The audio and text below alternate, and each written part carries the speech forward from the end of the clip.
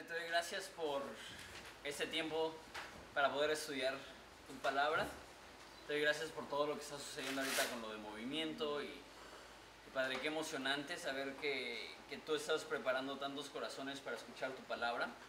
Y Padre, así como hoy estamos aprendiendo cómo estudiarla, te damos gracias por los pastores que se han preparado ya en estas áreas para saber exponerla y que nos van a bendecir tremendamente este fin de semana. Te doy gracias por todos los que están trabajando tan arduamente, porque eso es un trabajo colectivo. Padre, te pido por esta clase en particular en esta tarde, Padre, te pido que sea de provecho, en nombre de Jesús. Amén. Ok, entonces, probablemente va a ser más corta esta clase, porque pues, ya llegaron algunos de los conferencistas de movimiento, específicamente Raúl Garduño, y lo tengo en casa solo. Entonces, no quiero alargarme demasiado. Y se me hace que les dije la semana pasada, estoy un poquito más adelantado en esta clase que la del instituto, porque allá es con traducción. Entonces, perdón. No, exacto, allá es con traducción, entonces se alarga un poco más. Y aquí es sin traducción, entonces me rinde más el tiempo, entonces sí me adelanto un poquito aquí. Entonces yo creo que va a estar bien tener una clase un poco más corta hoy. Ok. Hemos estado hablando de leyes estructurales. ¿Cuáles son las 6 leyes estructurales que hemos platicado, que hemos visto hasta ahorita?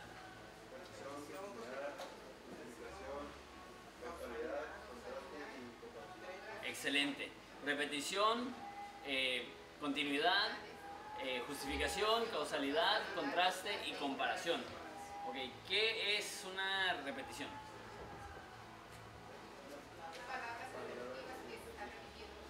Ok, la definición que les di era una palabra o frase que se repite. Obviamente una repetición, pues es difícil definirla sin usar la palabra repetición, pero bueno. ¿Y qué es una continuidad? Exacto, es una palabra o frase que tiene, una definición similar, un significado similar. Okay, esos son sencillos, ¿no? ¿Qué tal la justificación? ¿Qué es eso?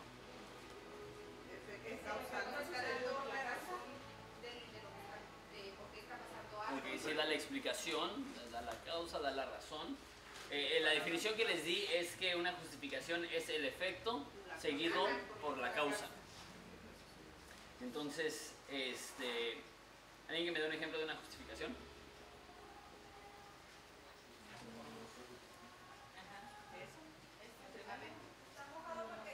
Exacto, entonces está mojado porque llovió, no está mojado porque tiraron agua, no está mojado porque, no sé, porque... Exacto, vine a la iglesia porque iba a enseñar, voy a hacer la clase corta porque tengo una visita en casa o lo que sea. El efecto seguido por la causa, lo sucedido seguido por la explicación. ¿Cuáles son algunas palabras claves de justificación? Okay. Después de justificación hablamos de causalidad. ¿Qué es una causalidad? Sí, exacto. La causa seguida por el efecto. Entonces alguien que me dé un ejemplo de una causalidad. Está enferma, por eso no vino. Ok, entonces, exacto, estaba enferma, es la razón que no vino. Entonces, la causa es la enfermedad, el efecto de la causa es que no viniste. ¿Cuáles son algunas palabras claves para causalidad? Por eso, por tanto, para qué, y entonces, y por esta razón. Muy bien.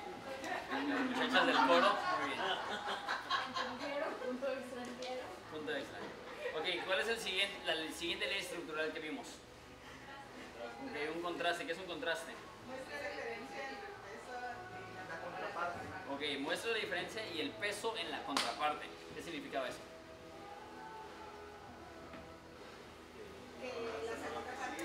Que pone cosas en polos opuestos con el fin de demostrarte el peso de algo, pero no comparándolo, sino contrastándolo, dándote lo opuesto en vez de darte algo similar. Entonces, no es como una comparación que dices, está pesado como un elefante, que es similares, Un contraste es lo opuesto. Entonces, es bueno, pero me deja plantado. Entonces, te está dando a entender lo mucho que te molesta, que te deja plantado, que opaca lo bueno que es, ¿sí? Entonces, muestra la diferencia y el peso en la contraparte. Alguien que use un ejemplo de un contraste. Sin embargo, no obstante. Un ejemplo. Está bonito el día, pero llovió. Ok, exacto. Ese es un ejemplo de un contraste. ¿Cuáles son algunas palabras claves para los contrastes? Ok, muy bien. ¿Qué tal una comparación? Antes bien. No solo similitud. Ok, y el peso comparativo. Ok, ¿qué significa eso? Es un poco más sencillo. Que son similares, ¿no? Exacto. Lo que está haciendo es que te está dando un ejemplo. Es fuerte como un oso. Es rápido como un león. O es intimidante como una serpiente. O algo así, ¿no? Entonces te está demostrando lo que está similar, no lo que está opuesto. Es lo opuesto a un contraste. Estas son las 6 leyes estructurales más importantes, en mi opinión, más útiles, y son las que tienen palabras claves que nos ayudan a identificarlas fácilmente. El resto de las leyes estructurales que les voy a dar no tienen palabras claves, no tienen una forma fácil así de que estás nada más leyendo, escaneando y ves ok, un por tanto, o ves un por qué, o ves una así como, o ves un pero. O sea, eso está bien cómodo, porque sin tener que descifrar nada, ahí están las palabras claves que nos identifican. De hecho, les comenté que hay justificaciones, causalidades, comparaciones y contrastes que no tienen palabras claves. Simplemente está ahí de manera implícita, no con una palabra que la demuestra claramente. Y no todas las veces que hay un pero o un por qué o eso, no siempre que sea una palabra clave significa que sea la ley estructural, aunque la gran mayoría del tiempo sí lo hay. El resto de las leyes estructurales, que les voy a dar otras, son 15 en total, llevamos 6. Las voy a dar mucho más rápido, porque 1, no son tan comunes, 2, no son tan fáciles de encontrar, entonces no son tan útiles en ese aspecto, y 3, son leyes que ya estamos entrando como que a los puntos más detallados de estudio inductivo y no es algo que tenemos que como que súper enfocarnos. Pero esas primeras 6 leyes espero que lo tomen a pecho, porque sí es algo que va a transformar la manera que leen la Biblia, que entienden la Biblia, que entienden el fluir del contenido y la relación entre una parte del texto y la otra parte del texto. Y como dije, esas herramientas que les di las últimas 2 clases pasadas, yo creo que es de lo más valioso que pueden recibir para estudiar la Biblia.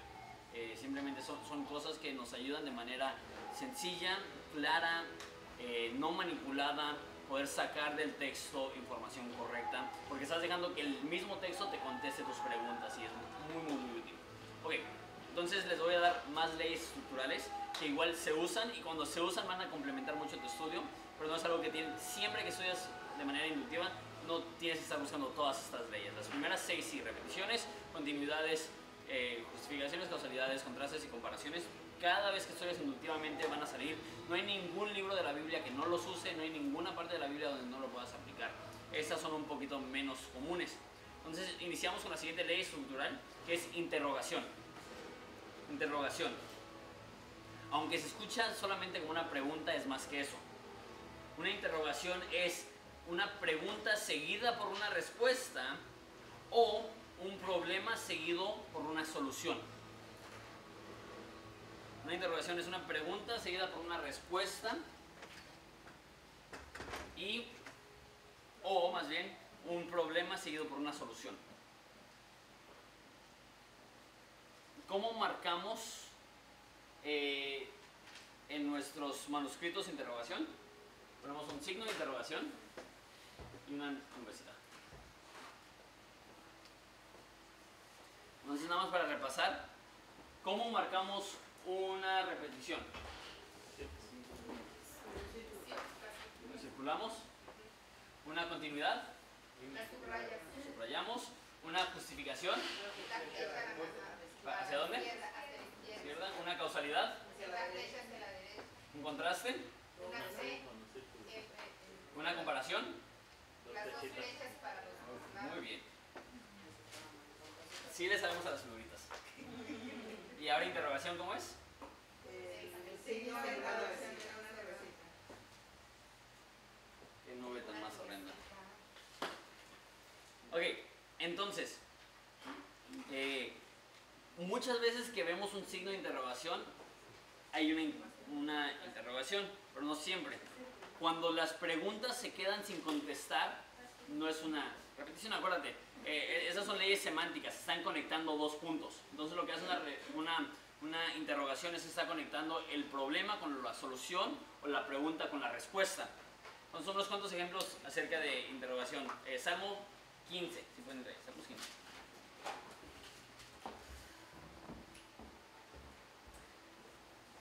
Inicia con, ¿ya están ahí? Salmo 15.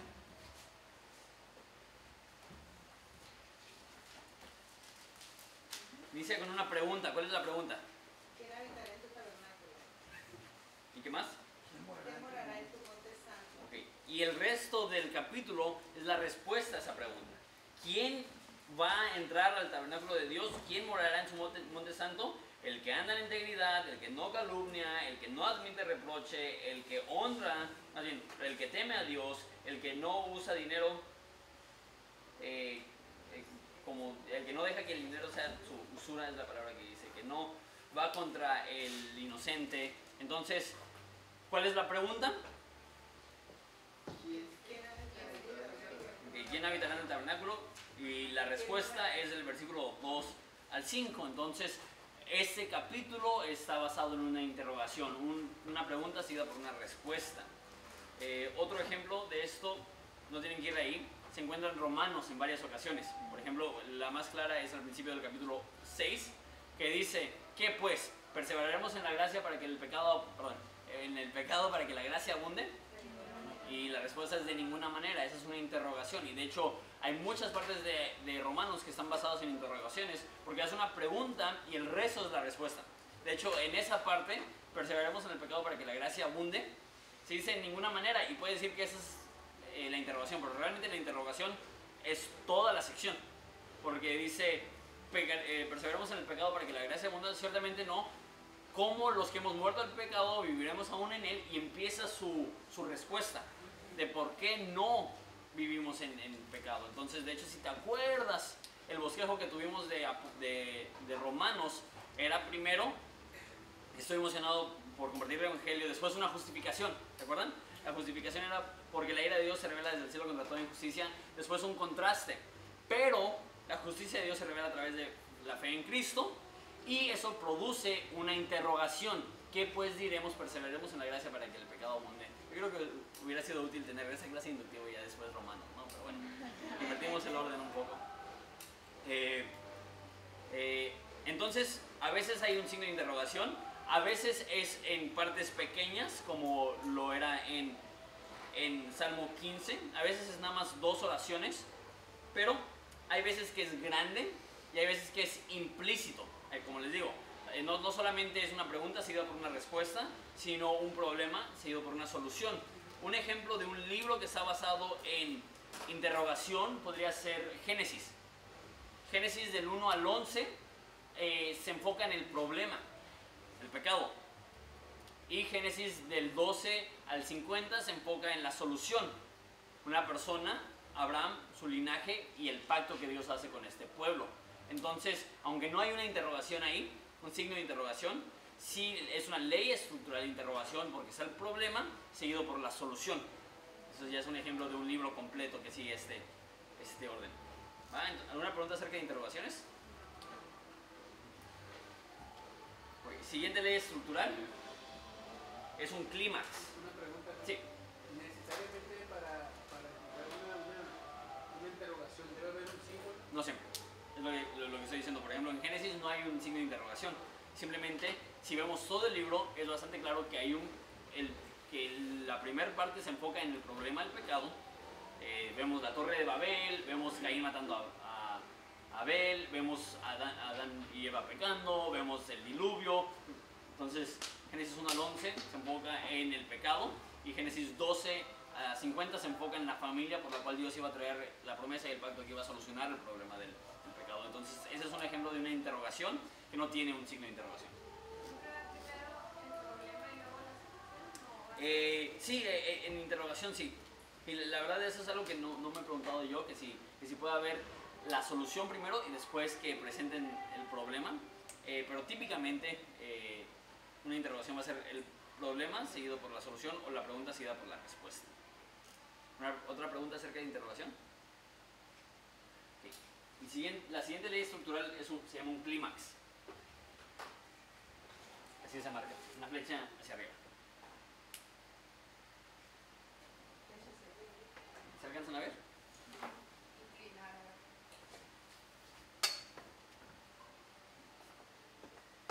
¿Se alcanzan a ver todavía ustedes? ¿Ya ven mejor ustedes? Entonces, clímax es el crecimiento de menos a más con el fin de tener un final grande. Clímax es el crecimiento de menos a más con el fin de tener un final grande. Un clímax es cuando un texto es progresivo y ascendente. Menos a más. Un clímax es el crecimiento de menos a más con el fin de tener un final grande. Y después dijiste de progresivo a ascendente. Es cuando el texto es progresivo y ascendente. Ahora, para nosotros clímax casi tiene esa connotación de explosivo, de épico, de que termina con un boom, pero la palabra clímax viene del griego que significa escalera. Entonces no es necesariamente que está todo tranquilo y de repente termina con un evento sorpresivo o algo así, sino que va creciendo poco a poco de menos a más a través del texto. Un ejemplo de un clímax es, por ejemplo, Hechos. Hechos inicia con 120 personas en un salón y termina con Pablo delante de César y progresivamente va ascendiendo. Otro ejemplo de un clímax puede ser Éxodo, donde inician en esclavitud, después tienen la liberación, tienen el cruzar el mar rojo, después tienen la provisión de la comida, después tienen la ley y termina y la presencia de Dios llenó el tabernáculo. Entonces va de menos a más, va creciendo. Posiblemente el ejemplo más claro es Apocalipsis, que inicia con todos los problemas de la iglesia, que inicia con un hombre en una cárcel, pero ¿cómo se dice? Un hombre que es preso, no en una cárcel, pero en una isla. Entonces empieza pequeño y va subiendo hasta que llega al final, que es la nueva creación, la segunda venida, la solución del pecado, el remover de la maldición y todas estas cosas. Apocalipsis es un libro que está en clímax. Eso también puede ser en partes más pequeñas, no tiene que ser todo el libro, pero hay partes donde puedes ver un inicio pequeño, en medio es más grande y al final es más grande. Y una vez más, no tiene que ser algo sorpresivo o explosivo. Un ejemplo de eso es Hechos. Hechos no tiene un final explosivo. Narra a Pablo como prisionero en su casa en Roma. De hecho, no sé si has leído Hechos de principio a fin. De todos los libros del Nuevo Testamento, creo que es el más fácil de leer, porque es escrito de una manera muy conectada y la puedes leer en un día y tiene una continuidad muy, muy padre. Pero te quedas picado, porque te está llevando juicio tras juicio de Pablo con los emperadores, y en vez de terminar con su juicio delante del César, termina con él en la cárcel esperando el juicio. Entonces dices, eso no es un final explosivo, pero comparativamente pues inicia pequeño en una casa y termina en Roma, ¿no? Esperando el juicio delante del César. Entonces sí es un clímax, aunque no tenga un final muy impresionante.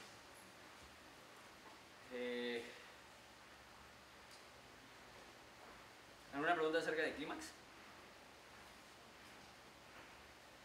¿No tienes algún ejemplo más chiquito así? Buena pregunta. No anotado, deja pienso ahora.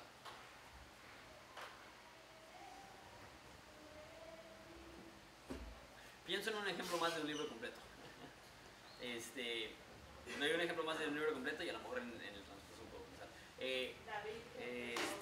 Lucas inicia con Jesús como un bebé, Jesús como un adolescente, después Jesús en su ministerio en Galilea, después Jesús en su ministerio en Jerusalén, después Jesús siendo juzgado, después Jesús resucitado. De hecho es el único evangelio que lo hace así. El resto de los evangelios intercambian su ministerio en Jerusalén y su ministerio en Galilea.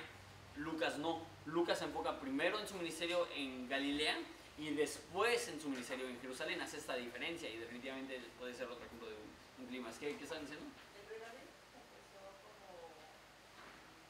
Sí, definitivamente. Nada más que ahí no sé si toda la historia es un clímax. Ahorita les voy a explicar por qué. Porque de hecho David es un ejemplo de otra ley estructural. Pero un ejemplo pudiera ser, pienso en Marcos, más de que Marcos 2 o Marcos 3, narra un día en el ministerio de Jesús. Inicia en oración, pues está con sus discípulos, después está enseñando y por último está sacando demonios y sanando a personas. Entonces ese podría ser un ejemplo de un clímax dentro de un mismo día que inicia solo, después con sus discípulos, después con las multitudes y después con enfermos. ¿Qué más?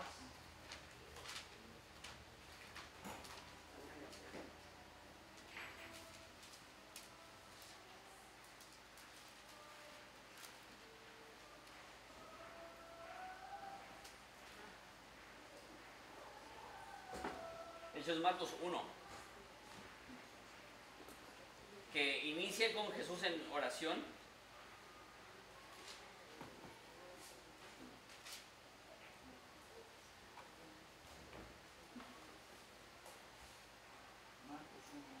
Sí, Marcos 1, que primero inicia con la elección de los 12 apóstoles, después la expulsión de un espíritu inmundo, después la sanidad de la suegra de Pedro, después sana a muchos y después predica el evangelio en todo Galilea. Y hasta termina diciendo, y predicaba en las sinagogas de ellas en toda Galilea y echaba fuera demonios. Entonces sí como que tiene cierta progresión de iniciar pequeño, todavía no tiene ningún equipo de trabajo y termina diciendo, está yendo a todas las ciudades y todas las sinagogas. Entonces podría ser un ejemplo de un contenido que es progresivo y ascendente o que está aumentando de menos a más. Ahora te vi con una cosa así de preguntas, ¿no? Sí. Tengo una pregunta.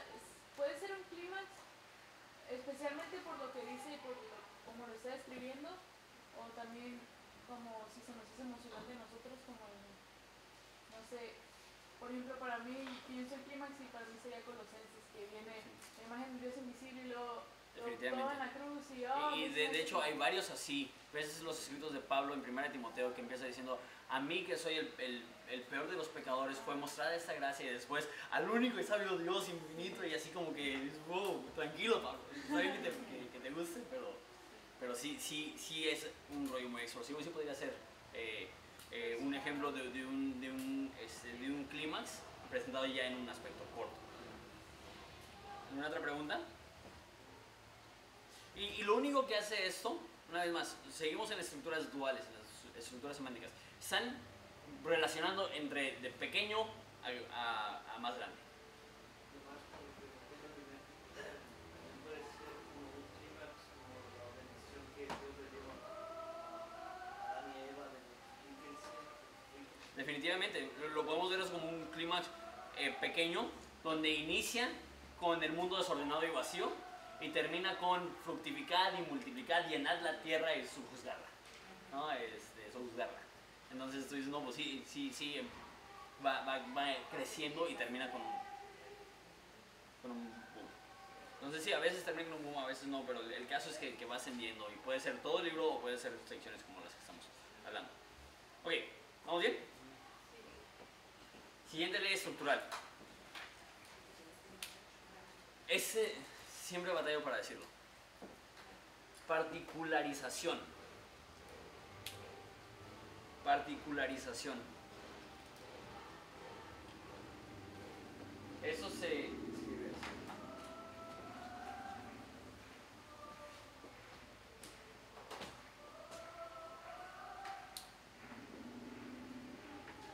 Particularización es el movimiento de un concepto general a uno particular, donde pasa de no dar cosas específicas a dar detalles. ¿Movimiento general aquí? Particularización es el movimiento de un concepto general a uno particular,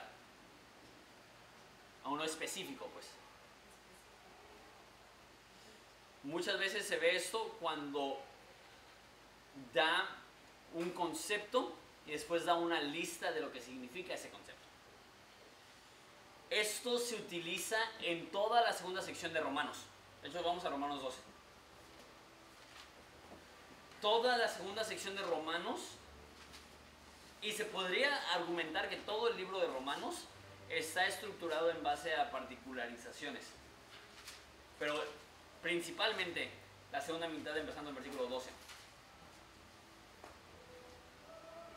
Dice, empezando en el versículo 3. 12:3. Dice, digo pues por la gracia que me es dada que no traje mis lentes, a cada cual que esté entre vosotros, que no tenga más alto concepto de sí del que debe tener, sino que piense de sí con cordura conforme a la medida de fe que Dios repartió a cada uno. Esa es la frase general. No pienses más altamente de ti de lo que debes, sino que pienses con cordura, y después empieza a dar cosas muy específicas. Porque de manera que aunque un cuerpo tiene muchos miembros, pero no todos los miembros tienen la misma función, así también nosotros somos muchos miembros con un cuerpo, de medida de la gracia que has recibido, la medida de la fe. Si sirves, sirves, si enseñas, enseñas, si exhortas, exhortas, si repartes, hazlo generosamente, si eres líder, con solicitud, si practicas misericordia, con alegría. Entonces pasa de un concepto muy general a un concepto muy particular. Y el siguiente párrafo es lo mismo. El amor sea sin fingimiento, aborreced lo malo y seguid lo bueno. Una frase muy general. Pablo, ¿qué quieres que haga? Que ame sin fingimiento, sigue lo malo. Pero bueno, y tú dices, no, pues está padre el concepto, pero ¿cómo se hace? Y después dice, amen los unos a los otros con amor fraternal, honren, prefiéranse los unos a los otros, no sean perezosos, tengan gozo en la esperanza, sufran bien las tribulaciones, gócense con los que gozan, lloren con los que lloren. Ok, toma un concepto bien general y después lo aterriza en cosas muy específicas. Después, capítulo 13, versículo 1, sométase cada una de las autoridades, porque no hay autoridad sino por parte de Dios, y las que hay por Dios han sido establecidas. Una vez más, muy general, respeta las autoridades. Y después dice que si haces mal, vas a ser castigado, si haces bien, vas a ser celebrado, y empieza a dar ya cosas específicas. Capítulo 13, 8, no debáis a nadie nada, sino amarnos unos a otros. Los siguientes dos versículos son una explicación. De hecho, el resto del capítulo del 9 al 14. Después, 14 inicia con recibid al débil, pero no para contender sobre opiniones. Y el resto del próximo capítulo y medio explica cómo debemos de recibir al débil. Entonces, esas son particularizaciones que empieza general y se va enfocando en cosas muy específicas. Una pregunta acerca de particularización. Es como tratar de explicar un concepto. Sí, probablemente explicar, aunque es la palabra que usé, no es la mejor palabra. Porque para explicar podríamos usar una justificación. Ese es el fin de justificación. Pero más bien está tomando un concepto general y le está dando figura, hacerlo muy, muy tangible, muy fácil de seguir. No es ama a tu esposa, es despiértate temprano y dale un beso en la frente. No es solamente, empieza con algo general y después aterriza en conceptos muy específicos. Y que a lo mejor sí explican, pero más que explicar, te dan el cómo, te dan el how to. Como de lo teórico a lo práctico. Sí, exacto. Muy buena forma de verlo. Pasa de lo teórico a lo práctico. Eso es una particularización. La siguiente, si no hay ninguna pregunta, es una generalización.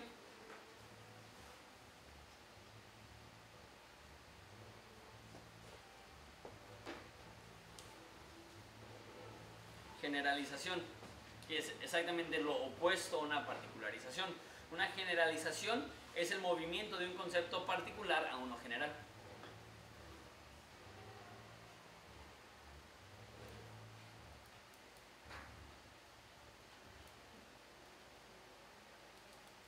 Que podría ser parecido a un resumen, aunque también hay una ley estructural que es resumen.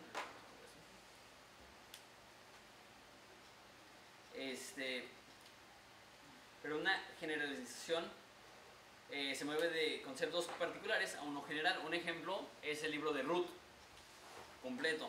Ruth inicia muy particular, la vida de Noemí, la vida de su esposo, la vida de sus hijos, la vida de su nuera, la vida de Boaz, la vida del trabajo en el campo. Y el último capítulo es súper general. Y se casaron y tuvieron a ese hijo, que tuvo a ese hijo, y tuvo a ese hijo, y tuvo a ese hijo. Entonces empieza con cosas muy específicas y se abre a algo muy general.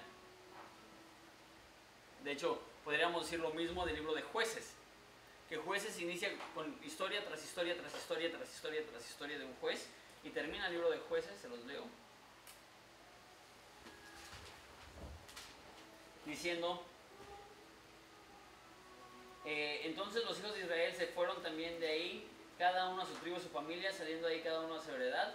Y en esos días no había rey en Israel y cada uno hacía lo que le parecía, lo que bien le parecía. Entonces pasa de historias muy específicas de diferentes héroes de la historia judía y termina con algo muy general. Y todos se fueron a sus casas y todos hicieron lo que querían. Eso no es nada particular, eso es muy, muy abierto, no es específico. Una pregunta acerca de generalizaciones. Generalizaciones. ¿Todo bien? Onceava ley estructural. Eso se llama un pivote. Pivote.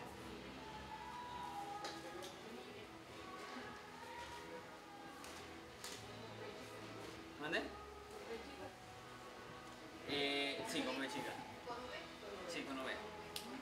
¿Sí entienden que es un pivote? Cuando juegas básquet, recibes el balón, te permiten levantar una pierna y moverla, donde quieras. Pero la otra pierna ya no la puedes levantar y dicen que ese es tu pivote. De hecho, también cuando tienes un compás, la parte que se entierra para darle vuelta, ese es el pivote. Entonces, ¿cómo? No, la que se queda plantada. Entonces el concepto de un pivote es de girar sobre su propio eje, por decirlo así. ¿Cómo? No. La definición es un cambio radical en el contenido o en el personaje. Un cambio radical en el contenido o en el personaje.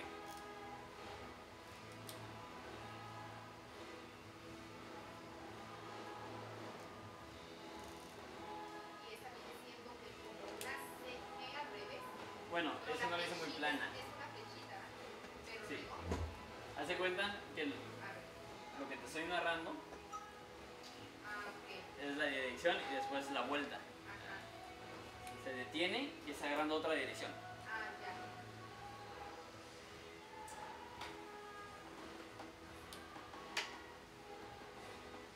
Ok. Un ejemplo de esto, el ejemplo más grande probablemente es la vida de Pablo, Saulo, antes de convertirse en Pablo, que está yendo en una dirección, asesinando cristianos, encarcelándolos, líder de los fariseos, miembro del Sanedrín, o sea, muy comprometido con su religión, y de repente se topa a Jesús y hay un cambio absoluto en su vida. Jonás, bueno, sí podría ser, aunque no sé si es el mejor ejemplo, porque no es un cambio temporal.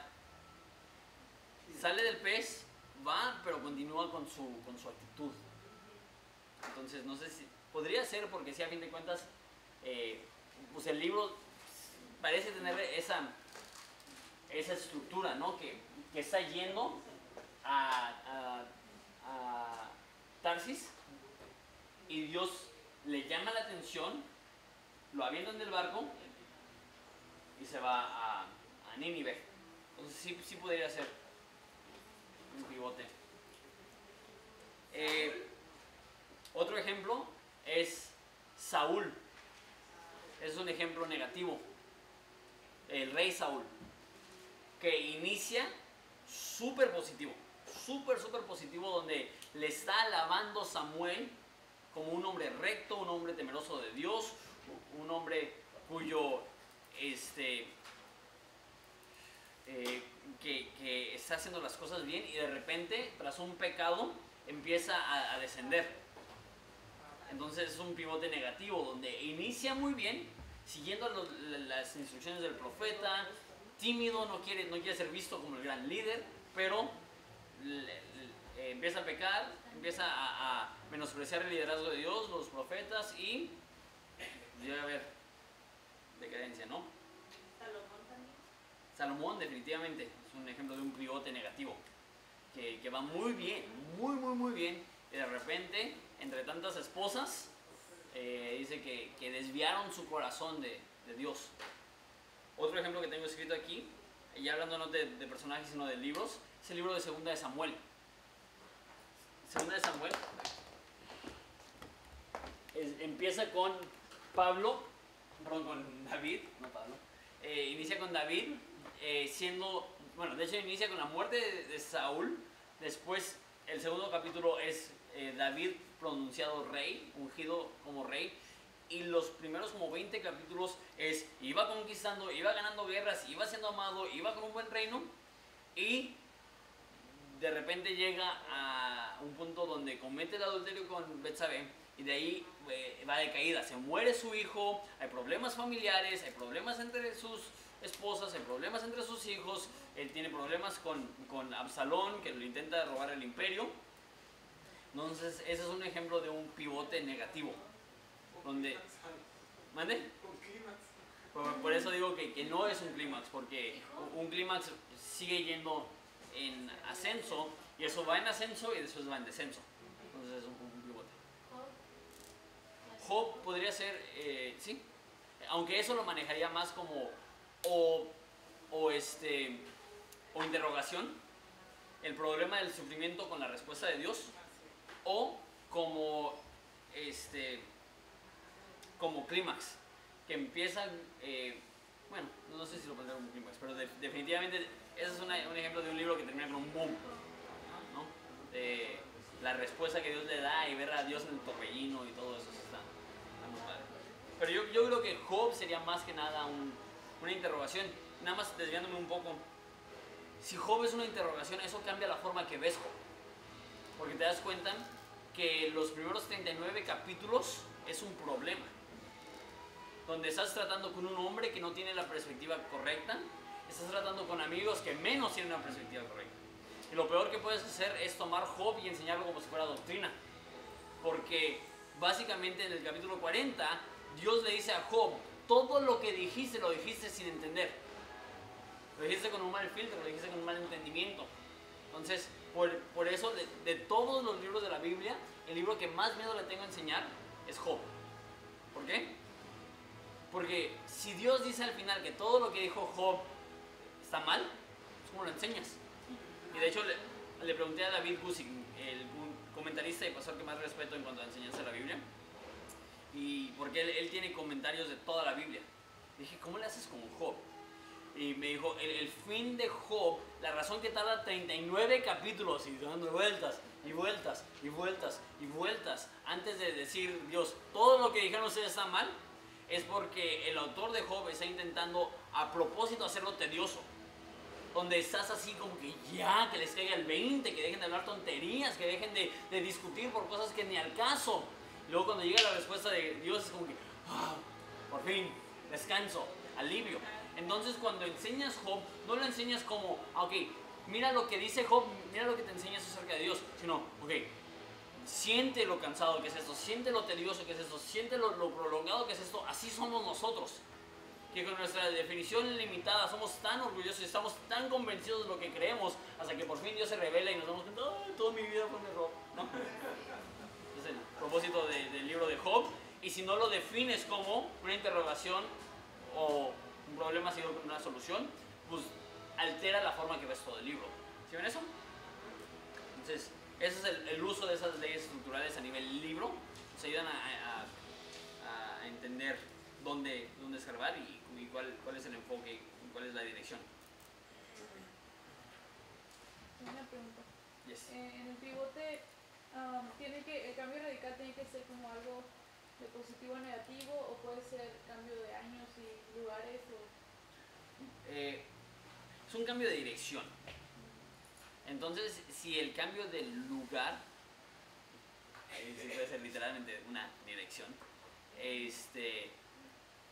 sí, definitivamente, pero puede haber un cambio de ubicación sin que la historia cambie, sin que la dirección. Es casi como arrepentimiento.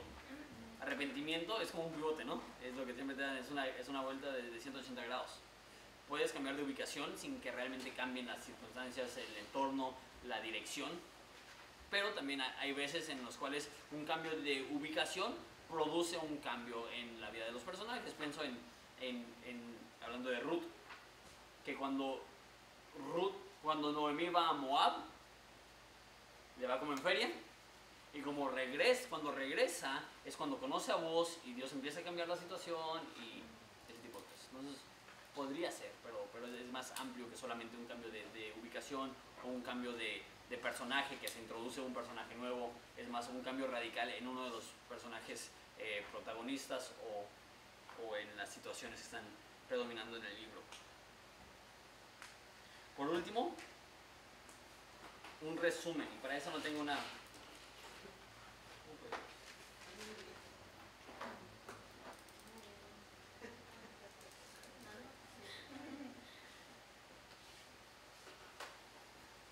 Vamos a definir eso.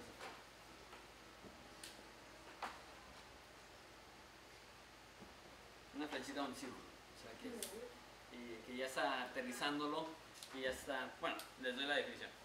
Un resumen es un compendio de lo sucedido. ¿Cierto?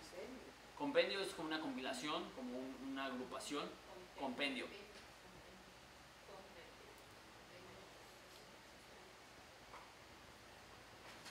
Resumen es un compendio de lo sucedido, o sea que está agrupando, compilando todo lo que sucedió en un... Si alguna vez has visto compilaciones de fails en YouTube, es eso, están tomando los peores momentos de la vida de 1000 individuos y lo ponen en un video de 10 minutos para que tú te rías de sus desgracias, ¿no? Ok, esa es la última estructura retórica, perdón, estructura semántica. No les di ejemplos de resumen. Resumen no necesita ser al final del libro. Un ejemplo de un resumen de un libro puede ser Hechos 1:8. Serán mis testigos en Jerusalén, Judea, Samaria y hasta los fines de la tierra. Entonces está comprimiendo todo el contenido del libro en una frase. Otro ejemplo es al final del libro de Esther. Al final del libro de Esther lo que hace es que repite toda la historia en como 5 versículos. Entonces está resumiendo la historia y está dando la explicación también de la historia, pero es otro punto. Entonces, esos son ejemplos de resúmenes. Esa parte es importante. Necesito que estén las demás personas. Eduardo, ¿puedes gritarle? No sé si están aquí tomando agua. ¿Fueron al baño? Asómate si nada más, a lo mejor todavía no saben que iniciamos. Y si no están, pues ni modo.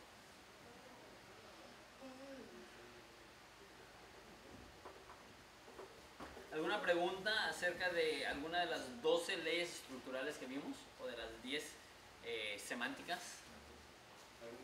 ¿Alguna pregunta? ¿Algún comentario? Lo que lleguen las demás personas.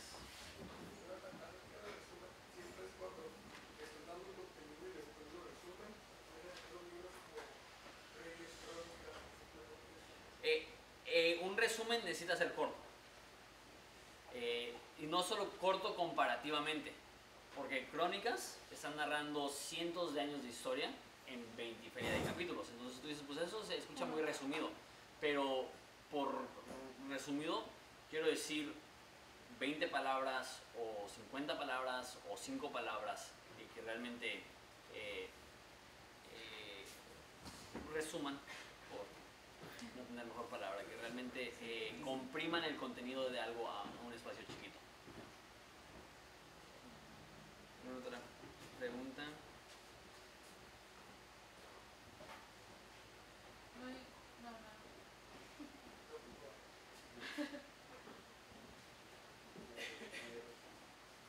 Lo que pasa es que todas son amiguitas, entonces si no están, no es como que se pueden ayudar ahí ya más adelante. Ok, va. Sí, continuamos. Hay otra categoría de leyes estructurales. Las semánticas eran la relación entre dos partes, es dual. La relación entre causa y efecto, la relación entre dos partes como en un contraste, que es las diferencias, o en una comparación, que son las similitudes, o una interrogación, que es el problema y la solución, o en un pivote, que es la vida antes y después, o una particularización, que es la relación entre lo general y lo particular. Entonces, las semánticas siempre están uniendo dos cosas, están dando sentido. O sea, en el caso de una justificación, explicando esto con esto. Las retóricas no se utilizan para dar sentido, sino para dar orden. Ajá, leyes retóricas o estructura retórica. Entonces, la estructura retórica da el orden de lo escrito.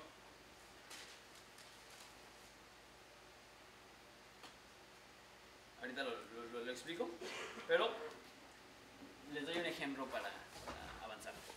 Si estamos hablando de un poema,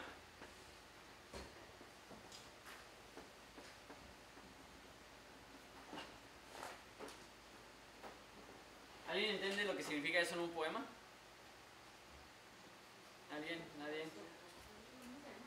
¿Qué significa? Pues las sílabas como tienen el mismo número como de... No sé si son sílabas, no me acuerdo, como que... es como 8, 7 y 8 así. No, es más bien las rimas. La rima. A rima con A y B rima con B. Entonces, por ejemplo, si eso fuera un poema y dijéramos, fui a mi casa para ver qué podía hacer, me agarré mi taza y el café fue un placer.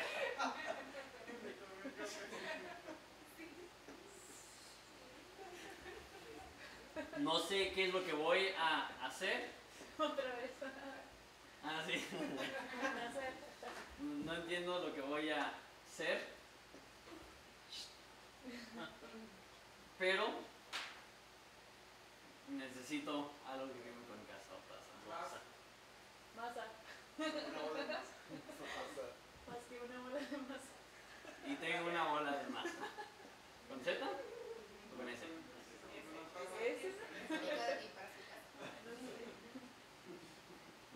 Ok, entonces la primera estrofa rima con la tercera con la sexta, y todas las B's riman una con el otro. Entonces lo que está haciendo es que está ligando.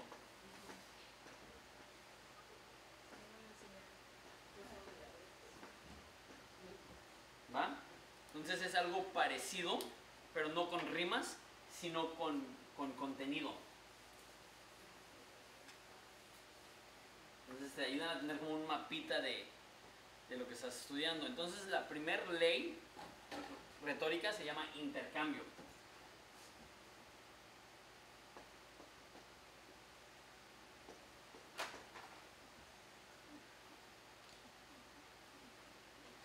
Intercambio es cuando hay una alteración, o más bien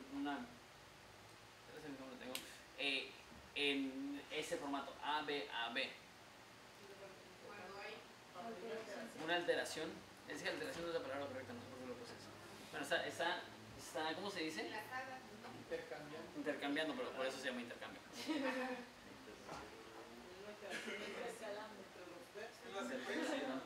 Sí, Es que no tiene significado. sí, una intercalación entre... ¿Qué palabras? Puede ser pues jugando. Como secuencia de que, pero no. Pero parece. Sí, tiene que ser secuencia. Pero bueno, les doy unos ejemplos y les doy un ejemplo que espero que lo puedan notar porque han estado estudiando su manuscrito es Ageo. Si tienen su manuscrito de Ageo es Dios habla, el pueblo reacciona. Dios habla, el pueblo reacciona. Dios habla, el pueblo reacciona. 4 veces en 2 capítulos sucede. Donde Dios habla y el pueblo se activa. Entonces podríamos poner en el margen de los párrafos de Ageo A, B, A, B, A, B, porque Dios habla, reaccionan, Dios habla, reaccionan, Dios habla, reaccionan. Entonces le está dando ese orden, ¿no? Como en las sagras, ¿sabes? Enlazándolo así, ¿no?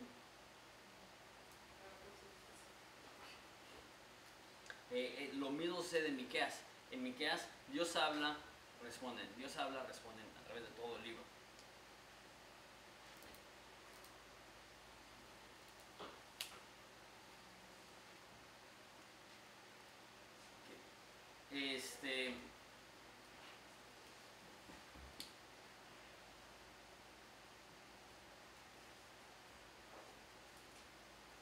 La segunda es una palabra en griego. Es la que se utiliza para escribir. No es un intercambio, la palabra es chiasam. Chiasam. Chiasam. Chiasam.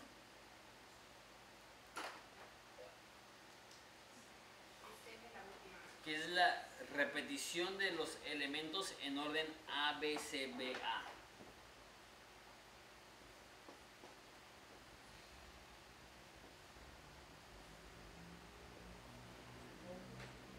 Entonces cuando es A, B, se está repitiendo cada vez. Aquí es como una escalerita, sube y baja. Entonces lo primero queda con lo último, lo del medio queda con lo del medio, así podría ser.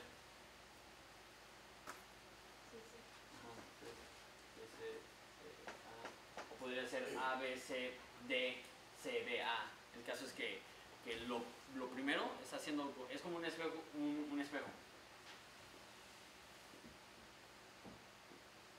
¿Se ven que este es un espejo? Lo que esté de un lado se va a estar reflejando idéntico en el otro. Entonces lo que está al principio, hace cuenta que este es tu espejo. Y es como, no sé si se acuerdan, si han visto imágenes de una montaña. Acá está la cima de la montaña y acá está la cima de la montaña. Acá están los árboles y acá están los árboles y aquí está la laguna y aquí está la laguna. ¿No? Entonces es como un efecto de espejo. Me salió una pirámide, si estoy queriendo. Tan malo que soy para las figuras y eso me quedó bien bonita.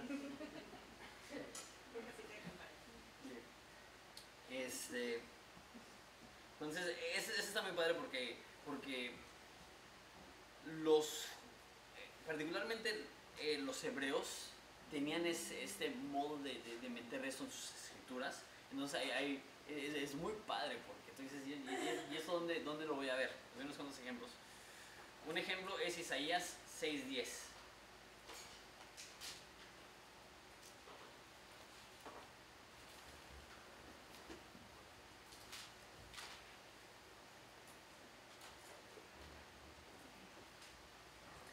Alguien que lo lea. Endurece el corazón de este pueblo y agrava sus oídos y ciega sus ojos para que no vea con sus ojos ni oiga con sus oídos, ni su corazón entienda ni se convierta y haya para él sanidad.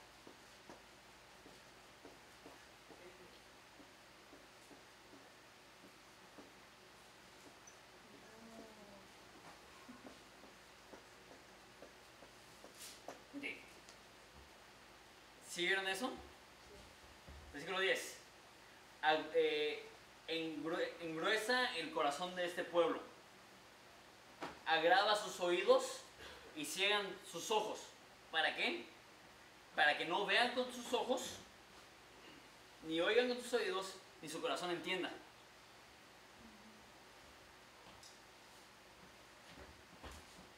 Entonces le está dando el orden.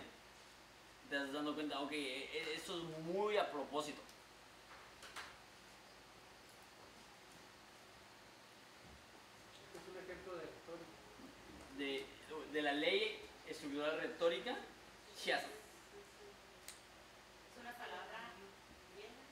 Sí, bueno, yo creo que más bien es un término literario.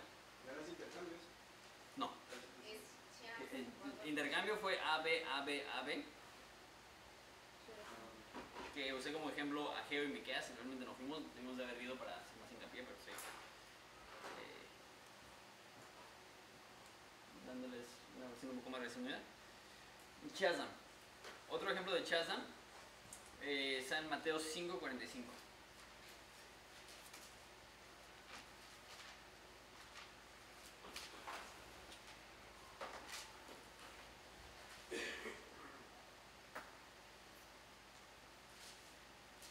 Entonces, para que seáis hijos de vuestro Padre que está en los cielos, el cual hace salir su sol sobre los malos y los buenos, y hace llover sobre los justos e injustos.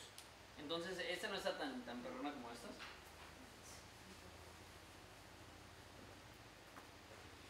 Ahí tienes.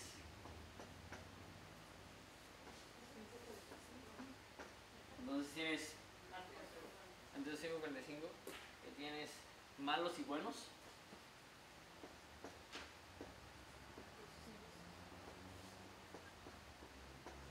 Y justos e injustos. Lo que estoy haciendo es como un efecto de espejo donde está empalmándolo para que quede en ese orden. A, B, B, A. Estoy en eso, por eso estoy manejando eso rápido. Eso ya es cuando de plano te estás clavando un chorro, ¿no? Entonces, asumo que la mayoría de nosotros no vamos a hablar así como que ¿viste el Chazam? En Reyes, la mayoría no vamos a ver en eso. Pero una que para mí ha sido muy práctica, y con eso vamos a terminar la clase de hoy, es uno que se llama inclusio. Que he hablado mucho de esto, pero ese es el término oficial.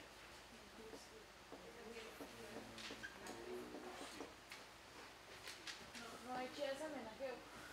¿Ande? En Ageo no hay Chazam. No creo. Tendría que verlo.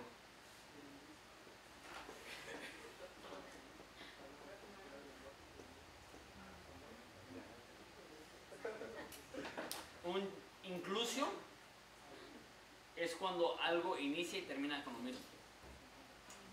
Conocido como el efecto sándwich. Algo que inicie, ¿no?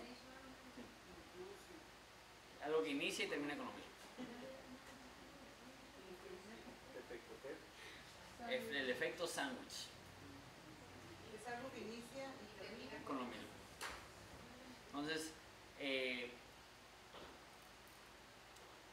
los hebreos y realmente en la antigüedad no tenían libros como tú y yo con páginas, tenían rollos.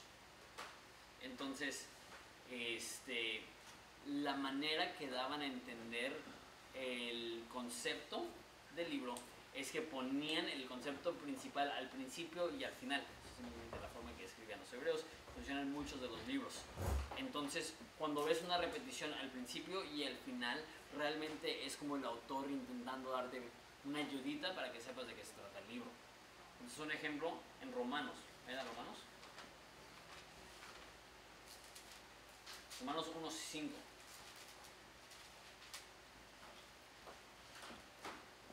Por eso el efecto sándwich. Porque independientemente del contenido, lo que le da figura, estructura, identidad, es lo que está al principio y al final. Si tienes al principio tortilla, en medio jamón y abajo tortilla, ¿qué tienes? Bueno, si tienes queso también es una sincronizada. Pero si tienes pan arriba y el mismo contenido, queso y jamón, y pan abajo, sigue siendo una sincronizada. No, ¿por qué? Si tienen el mismo contenido dentro. Lo que determina la identidad es lo que está afuera, en el principio y el final. Por eso se llama el efecto sándwich. Entonces, Romanos 1:5, ¿alguien que lo lea? Dice, porque recibimos la gracia y el apostolado para la obediencia de la fe en todas las naciones por amor de su nombre. Ok. Y vayan a Romanos 16, que es el último capítulo, y lean el penúltimo versículo. que es 26. Pero que ha sido manifestado ahora y porque las escrituras de los profetas, según el mandamiento del Dios eterno, se ha dado a conocer a todas las gentes para que obedezcan a la fe. Ok, regresamos al versículo 5. ¿Qué es lo que dice el 5? Que recibimos gracia y apostolado ¿para qué? Para obediencia a la fe. Y en versículo 26 del capítulo 16 dice que Él se ha manifestado y ahora, según el mandamiento, ¿para qué? Para que obedezcan a la fe. Entonces, y más esta frase que es tan peculiar, ¿no? ¿En qué otra parte de la Biblia has visto la frase obediencia a la fe? No es una frase común. Entonces el hecho que inicia desde el principio, recibimos la gracia y el apostolado. El apostolado es la forma que Él se presenta, que Él viene como un embajador para predicar el Evangelio. La razón que yo predico el Evangelio es para que la gente pueda ser obediente a la fe, y al final dice, y ese es el motivo del mensaje, para que la gente pueda ser obediente a la fe. También dentro de Romanos, no tan claro, pero inicia hablando de la unidad y termina hablando de la unidad. Inicia hablando del Evangelio, porque no me avergüenza el Evangelio, y se ve en el versículo 5, dice para que pueda confirmarlo según mi Evangelio. Que es lo que dijo al principio, para que podamos ser consolados mutuamente por la fe y que puedan, no sé si usa la misma palabra, confirmarle según el don.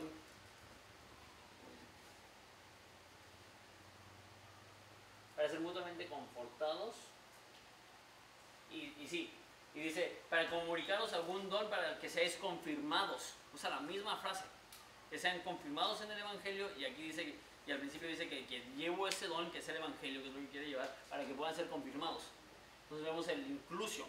Al principio, para que sean confirmados, el regalo que les llevo del Evangelio es para que sean confirmados, y al final dice que somos confirmados según mi Evangelio. Entonces vemos, Romanos es de los ejemplos más claros de inclusio. Principio, final, lo mismo. Otro ejemplo de esto, un ejemplo muchísimo más, no, ni se lo voy a dar, es muy sencillo. Otro ejemplo puede ser Mateo. Mateo inicia con una genealogía, pero después de la genealogía, 5 versículos después de la genealogía, dice, y será llamado su nombre, perdón, eso es Isaías, y le pondrás por nombre Emmanuel, que quiere decir Dios con nosotros. Y la última frase de Mateo, ¿cuál es? Y aquí estoy con ustedes hasta el fin del mundo. Todos los días hasta el fin del mundo. Entonces inicia con, su nombre será Dios con nosotros, y termina con, estoy con ustedes hasta el fin del mundo. Es otro ejemplo de un inclusio. Otro ejemplo es Apocalipsis. Apocalipsis inicia, si lo ves, inicia con alfa y omega, termina con alfa y omega. Empieza con fiel y verdadero, termina con fiel y verdadero. Inicia con inicia con Jesús, se termina con Jesús. Empieza con casi todos los conceptos que inician en Apocalipsis 1 se terminan en Apocalipsis 22. Y de hecho la Biblia es un ejemplo de esto. La Biblia inicia con un jardín, termina con un jardín. Inicia con el árbol de la vida, termina con el árbol de la vida. Inicia con perfección y santidad y termina con perfección y santidad. Inicia con Dios en medio de su pueblo y termina con Dios en medio de su pueblo. Entonces, este mismo efecto de inclusión no solamente se ve dentro de los libros, pero se ve dentro de toda la Biblia. ¿Me puedo llevar el carro? Sí. Cris, porque voy a dejar a John y a su esposa a la casa de Eduardo. Sí. Otra cosa, tú no traes llaves del carro blanco. No. Déjame la llave ahí. ¿Dónde está la llave? Se la puedo dejar a Eduardo de traer.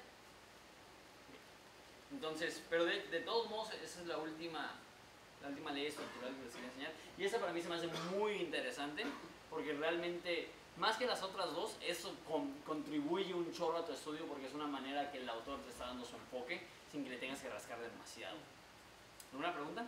O es como para que te ayude a tomar una dirección. Sí. Una pregunta acerca de las leyes retóricas. Vamos muy bien, ¿no? Sí, ese es el signo de inclusión. El signo de intercambio es AB, y el signo de Chiasm es ABCBD. ABCBD. O ABCCB. Perdón. BD, BA. Intercambio es ABAB. ¿El conclusive solo funciona en libros completos? No. No, también puede funcionar en párrafos, en secciones.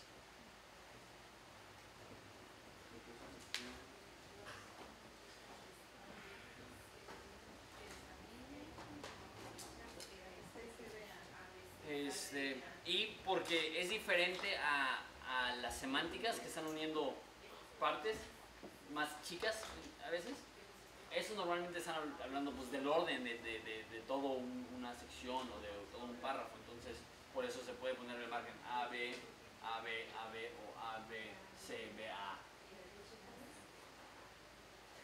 Una otra pregunta. Aquí ya me perdí en algo. Por ejemplo, en el de Chas era A, B, C, C, B, A. En el ejemplo de Isaías, ¿verdad? Sí. 6, 10. Y en el de Mateo ahí ya cambia, sería A, B, B, A. ¿Sí? Entonces, dependiendo de cuántas, Dependiendo, de cuántos niveles tiene el espejito, es de las letras que vas a poner. Porque a lo mejor el intercambio no va a ser A, B, A, B, a lo mejor va a ser A, B, C, A, B, C.